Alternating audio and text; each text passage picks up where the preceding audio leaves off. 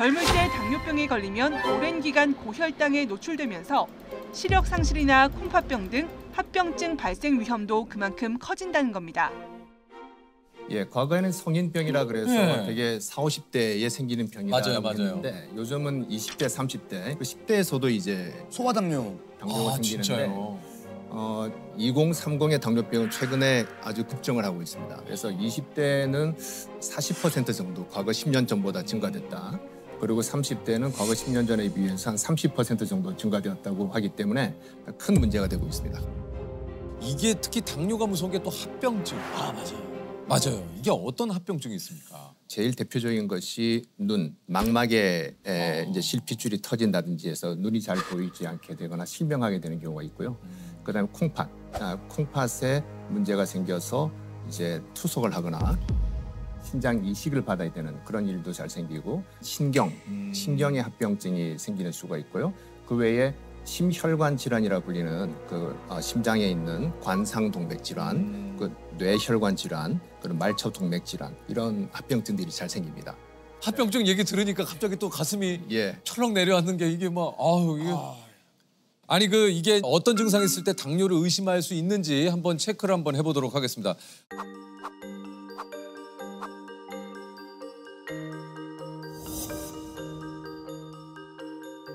한번 우리 보시는 시청자 여러분들께서도 한번 같이 한번 체크를 한번 해보시죠. 예, 일단 첫 번째로 아까 선생님도 얘기하셨지만 이제 목이 자주 마른다. 예. 두 번째 항상 나른하고 의욕이 없다. 예. 세 번째 많이 먹어도 공복감이 생긴다. 그러니까 이게 계속 허기진다는 얘기죠. 네, 맞습니다. 그리고 네 번째 잘 먹어도 살이 빠진다. 그러니까 굉장히 많이 먹는데도 살이 빠진다. 네. 예. 그다음에 소변을 자주 본다. 몸에 부스럼이 생긴다. 눈이 침침하다. 아무 증상이 없다.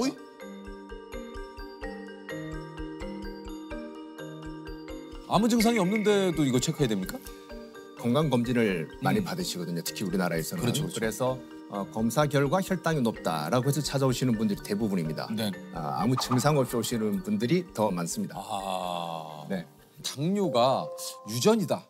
예, 이런 얘기가 또 있지 않습니까? 이게 이제 우리 부모님이 당뇨라 난 좀 조심해야 돼. 이런 얘기들도 좀 주변에서 많이 하시고. 어떻습니까? 이게 100% 유전입니까? 우리 당뇨병 중에서 제일 많은 거는 2형 당뇨병인데 2형 당뇨병 같은 경우는 부모님 한쪽이 당뇨병이 있으면 내가 당뇨에 걸릴 위험이 2배가 증가가 돼요.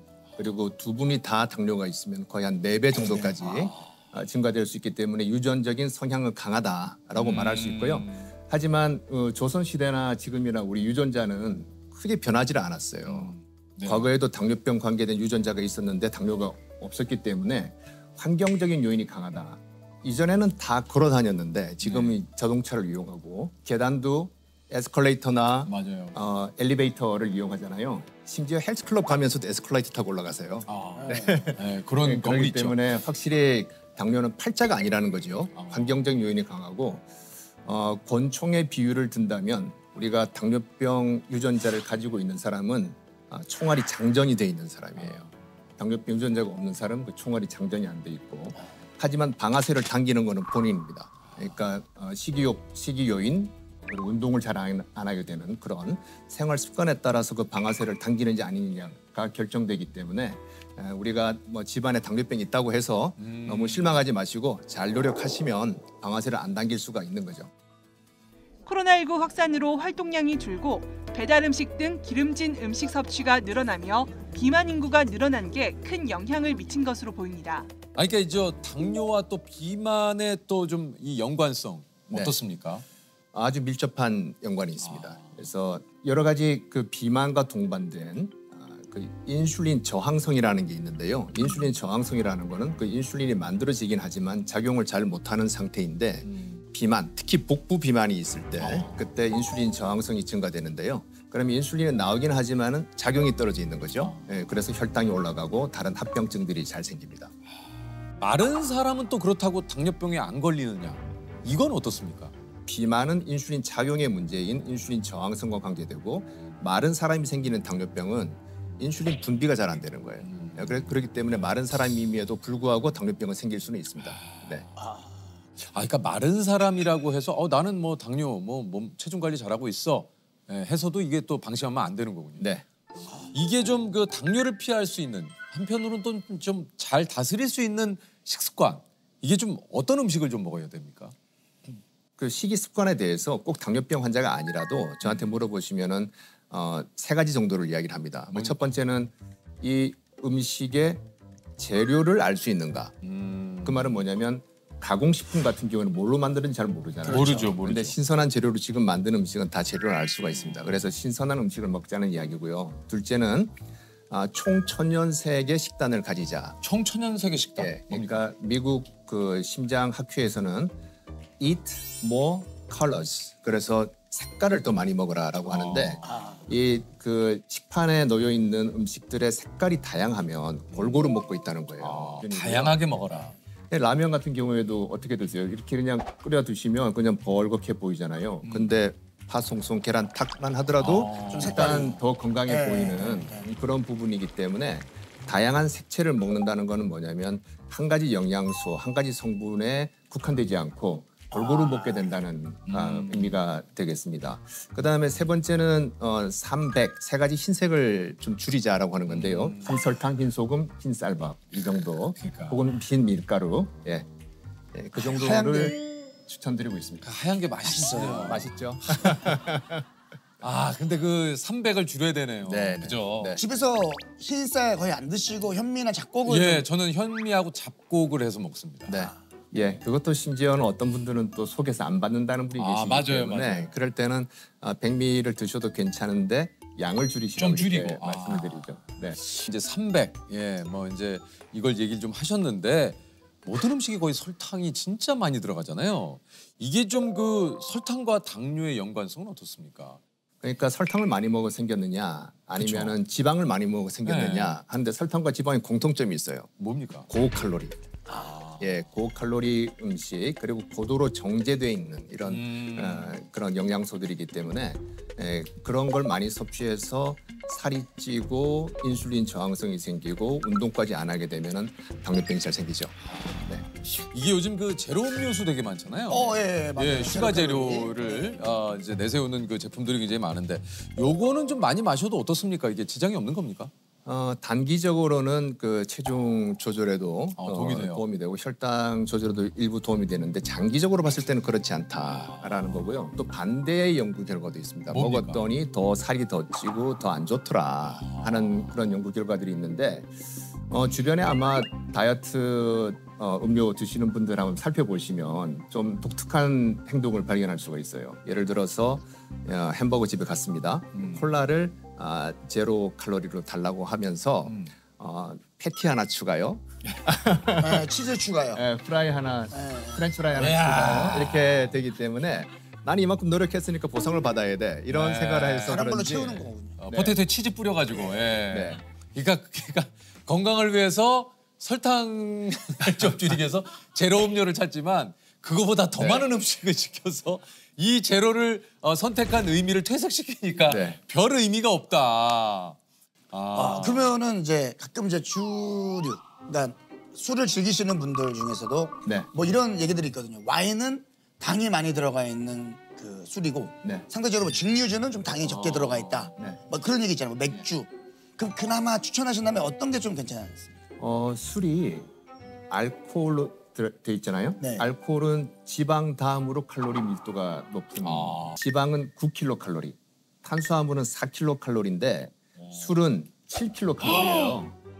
꽤 높아요. 술이 칼로리가 그렇게 높아요? 높습니다. 그런데 영양소는 없고 칼로리만 있기 때문에 우리가 공허한 칼로리 이렇게 부르거든요. 술은 공허한 칼로리야 그러면 칼로리만 있고 영양소가 다른 영양소가 없다는 겁니다. 뭐 비타민, 미네랄 등등등 이런 게 없이 칼로리만 있다. 칼로리 폭탄이다 이렇게 보시면 되기 때문에 아니 이것도 좀 궁금합니다. 식후에 과일을 꼭 드시는 분이. 맞아요.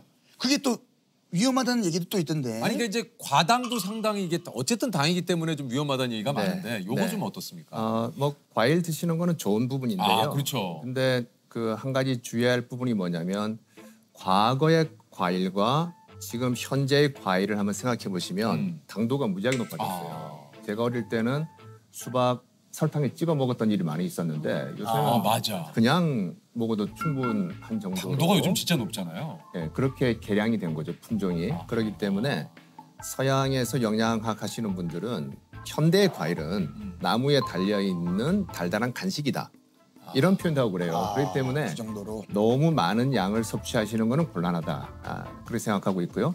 당뇨병 환자들께서는 혈당을 측정해보고 그 양을 가늠하시면 돼요. 드시지 말라는 게 아니라. 그래서 일반적으로는 그 음식점에 가셔서 식사하고 나올 때 후식 나오잖아요. 그 정도. 뭐 그 정도 드시는 거는 큰 무리는 없는 것 같습니다. 과일은 적당하게 섭취를. 그러니까 모든 게 과일이건 뭐건 과한 게 조금 문제지. 이 적당하게 섭취하는 건 좋죠. 아까 얘기했죠. 총천연세계. 네. 과일이야말로 총천연색 아닙니까? 맞습니다. 아니, 적당하게 먹는 거죠. 그러니까 이게 형 뭐가 어렵냐면 네. 적당하게 식사하시잖아요. 그렇죠. 그럼 저는 적당한 식사가 그러니까 예를 들면 제 스스로가 저는 먹다가 어우 이제 이 정도면 좀 어우 잘 먹은 것 같은데가 적당한 것 같은데. 그거는 물리적인 포만감이에요. 아, 예, 우리는 생화학적인 포만감을 느껴야 되는데 천천히 드시면 알아서 그만 해주는데 빨리빨리 드시면 이게 물리적으로 부풀다가 이거 안 되겠네? 그 포만감으로 멈추게 되시면 살이 많이 찝니다. 어렵다. 네. 아유, 너무 어렵다. 아니 근데 이제 밥을 먹는 순서만 바꿔도 이게 혈당 수치를 낮출 수 있다. 네. 생선이나 육류를 먼저 먹고 밥을 먹은 경우와 밥을 먼저 먹고 생선이나 육류를 먹게 했더니 생선이나 육류를 먼저 먹고 나서 밥을 먹은 경우에는 혈당이 덜 올라가는 겁니다. 그러니까 탄수화물 섭취를 뒤로 미루시게 되면 똑같은 음식을 먹더라도 혈당은 덜 올라갈 수가 있습니다. 아 근데 이제 우리의 식습관은 이제 밥하고 같이 이제 생선과 하고 예. 같이 먹어야 되는데. 허겁지겁 빨리 먹게 되면 그렇게 예. 되는 거라서 그 반찬을 좀 맛보시고 그다음에 천천히 이제 밥을 드시게 되면 도움되지 않을까 이게 싶습니다. 그러니까 이제 그 코스처럼 그러네요. 먼저 샐러드가 나오고, 나오고. 그러니까 혈당 수치를 천천히 올리는데 네. 탄수화물부터 먹으면 혈당 수치를 확 올려놓고 시작을 하니까. 그렇죠.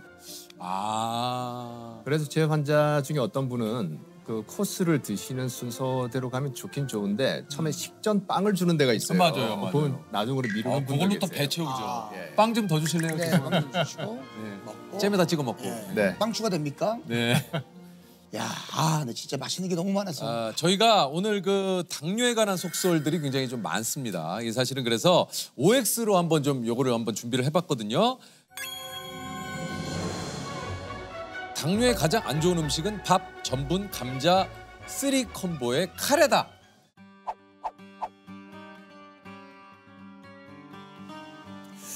이거는 제가 조금 헷갈려서 이렇게 세모입니까? 하고 싶은데요. 그 전분이 많이 들어가 있는 거는 이제 혈당을 올리는 데 문제가 될 텐데 카레는 인도를 중심으로 해서 많이 연구가 됐어요. 그 카레를 만드는 성분 중에 하나 강황이 있는데 맞아요. 강황에 컬큐민이라고 하는 성분이 있는데 이건 오히려 당뇨병을 예방하는 효과가 있다라고 이야. 하기 때문에 카레를 드실 때 너무 전분을 많이 넣게 되면은 이제 그 자체는 나쁠 수 있지만 카레 그 자체는 크게 문제는 없지 않나라고 보고 있습니다.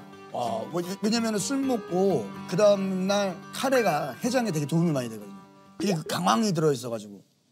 해장에 대해서는 제가 연구를 아, 죄송합니다. 조셉이 좀 그 식당을 많이 다니기 때문에 네. 카레식 전문 식당 갔었어요? 아니 뭐 카레 전문 식당 가면 숙취해서 그러기보다 이제 강황이 몸에 좋다. 강황이 네, 몸에 강황. 좋다. 다음입니다. 가족력이나 비만 없이 갑작스럽게 발달한 당뇨는 췌장암의 신호이다. 오? 네.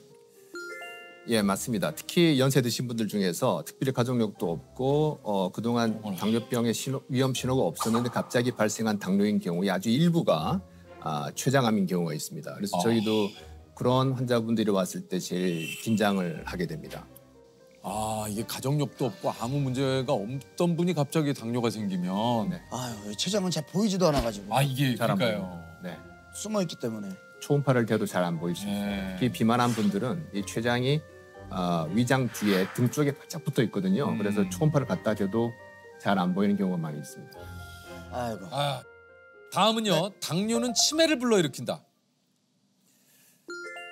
네, 뭐 인과관계가 있다는 건 아니고 어떤 연관성이 있다는 건데요. 그러니까 치매가 뭐 인구 1000명당 9명 정도 생긴다면 당뇨가 있는 분들은 1000명당 10명 정도 생기는 그런 정도의 위험이라고 보시면 되고요. 이 두 가지가 발병 메커니즘이 좀 비슷한 부분이 있고 그다음 또 하나는 뭐냐면 당뇨 환자들 중에서 혈당 조절을 너무 철저히 하다 보니까 저혈당이 생기는 수가 있는데 그러면 우리 뇌 세포가 조금 손상을 받게 됩니다. 그렇기 때문에 저희가 그 연세가 있으신 당뇨병 환자를 볼 때는 너무 철저하게 해서 저혈당이 생기는 수준까지는 가지 않는 거를 또 목표로 삼고 있습니다. 네네네.